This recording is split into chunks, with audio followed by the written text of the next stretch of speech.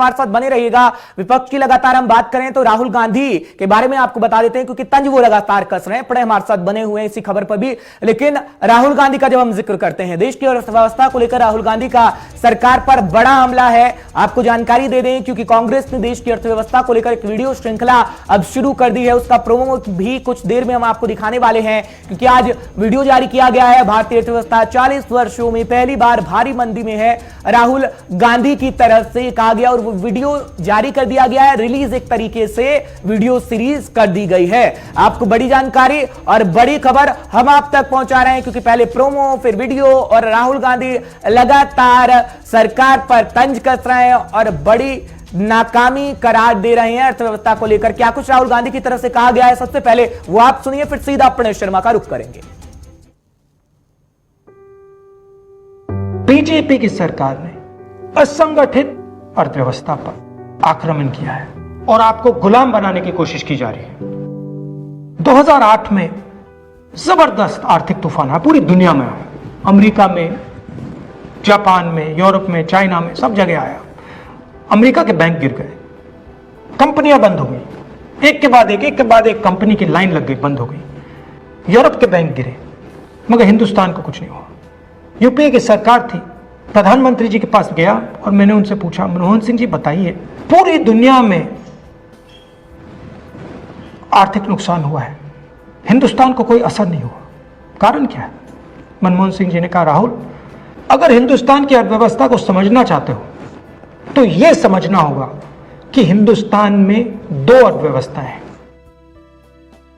पहली असंगठित अर्थव्यवस्था और दूसरी संगठित अर्थव्यवस्था। संगठित अर्थव्यवस्था में बड़ी कंपनियां, नाम आप जानते हो। असंगठित अर्थव्यवस्था में किसान, मजदूर, छोटे दुकानदार, मिडिल साइज कंपनीज। जिस दिन तक हिंदुस्तान का असंगठित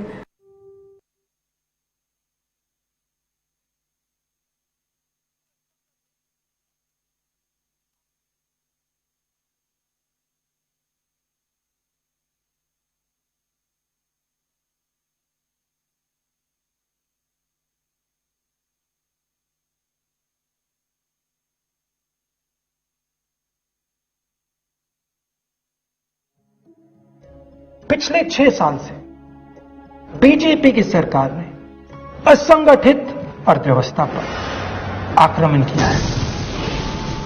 3 बड़े उदाहरण तो मैं आपको अभी दे देता हूं। नोटबंदी, गलत जीएसटी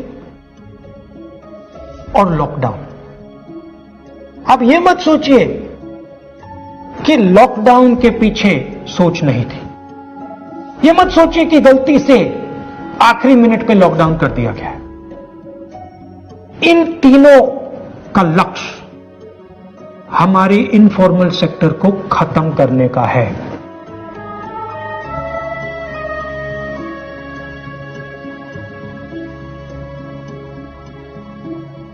प्रधानमंत्री जी को अगर सरकार चलानी है, मीडिया की जरूरत है, मार्केटिंग की जरूरत है। मीडिया और मार्केटिंग 15-20 लोग करते हैं। इनफॉर्मल सेक्टर में पैसा है, लाखों करोड़ रुपए, जिसको ये लोग छू नहीं सकते।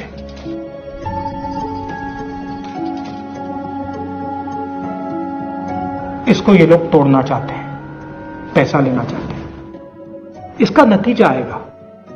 नतीजा यह होगा कि हिंदुस्तान रोजगार पैदा नहीं कर पाएगा। क्यों? क्योंकि इनफॉर्मल सेक्टर 90% से ज्यादा रोजगार देता है।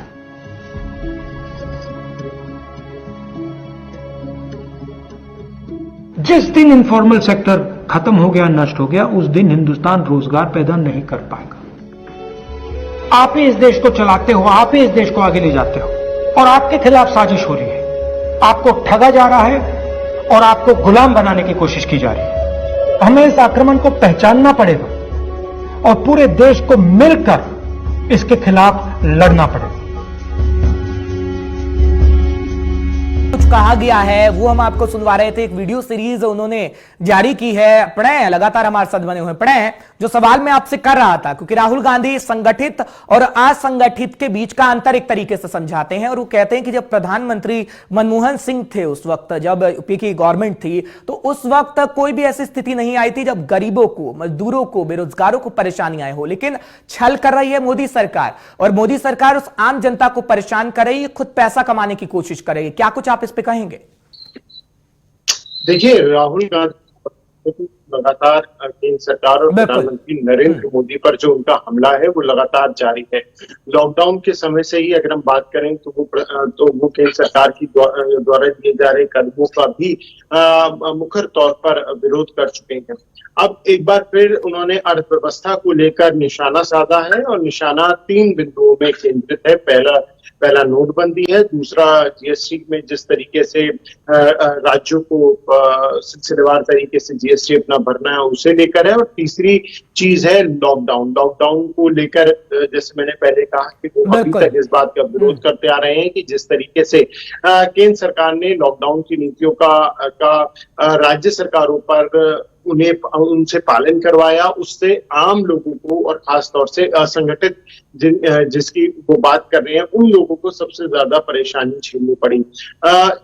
खास बात यह भी है कि कांग्रेस पार्टी की अगर हम मौजूदा स्थिति की बात करें तो वो अभी भी अपने स्टैंड पर कायम है। यानी राहुल गांधी, क्योंकि अब सब कुछ केंद्रित राहुल गांधी की ओर हो चुका है, तो राहुल गांधी अभी भी अपने स्टैंड पर कायम है और पीएम मोदी को इस पर वो घेरते हुए नजर आ रहे हैं। हालांकि वक्त वक्त पर बीजेपी के द्वारा भी माकूल जवाब जो है वो कांग्रेस पार्टी को दिया गया है, लेकिन अब जिस तरीके से उन्होंने ये नई जो सीरीज अपनी अर्थव्यवस्था को लेकर, भारत की अर्थव्यवस्था को लेकर जारी की है, जनता का इस पर कितना भरोसा बैठता है और जनता राहुल गांधी के विचार से कितना अपने आप को ताल्लुक रखती है, ये आगे आने वाला वक्त बताएगा। आरोप तो निश्चित तौर पर इस तरीके से लगाए जा रहे हैं, लेकिन आने वाले समय में देखना होगा कि जनता आखिर किसके साथ खड़ी है।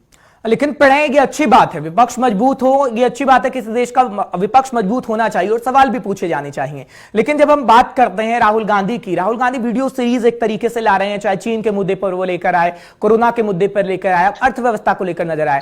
आप कोई ऐसी रणनीति क्या आपके पास तैयार है जो आप सरकार को सुझाव दे सके? क्योंकि जब चीन का मसला आया था, सर्वदलीय बैठक भी बुलाई गई थी, सोनिया गांधी ने अपनी बात रखी थी, जगजाहिर था वो। क्या अब जब अर्थव्यवस्था की बात राहुल गांधी कह रहे हैं, क्या वो ऐसा सुझाव देते हुए भी नजर आए हैं इसमें कि सरकार उसको समझे कि नहीं, ऐसे नहीं, ऐसी स्थिति होनी चाहिए? क्योंकि सरकार तो जवाब देती है, बीजेपी तो जवाब देती है राहुल गांधी को। क्या राहुल गांधी के पास ऐसा कोई सुझाव? देखिए, राहुल गांधी ने, जैसे आपने वीडियो में भी सुना होगा, ये कार्यकाल का उन्होंने जिक्र किया। उन्होंने बताया कि जब वैश्विक आर्थिक तौर पर मंदी आई थी, तब किस तरीके से भारत मजबूती तौर पर खड़ा रहा था। उन्होंने कई देशों का जिक्र किया कि वहां पे के बैंक धराशायी हो रहे थे, लेकिन भारतीय बैंक, तो वो अपनी जो यूपीए कार्यकाल की नीतियां हैं उन्हें सही बताते हुए सही ठहरा रहे हैं। मौजूदा केंद्र सरकार अपनी नीतियों को सही ठहरा रही है। जैसे मैंने पहले कहा, ये चुनाव आम व्यक्ति का है, ये देखना आम लोगों को है कि आखिर वो किसके साथ खड़े हैं। मौजूदा अगर हम तस्वीर की बात, इसमें कोई दोहराई नहीं है कि केंद्र सरकार के साथ ज्यादा लोगों का झुकाव बना हुआ है, भरोसा बना हुआ है। लेकिन अगर विपक्ष मजबूती तरीके से अपनी बातों को रखता हुआ नजर आएगा और वो जनता से जुड़े हुए मुद्दों को उठाता हुआ नजर आएगा, जनता के बीच रहेगा, तो जनता का झुकाव विपक्ष के प्रति बिल्कुल। आगे कैसी स्थिति होगी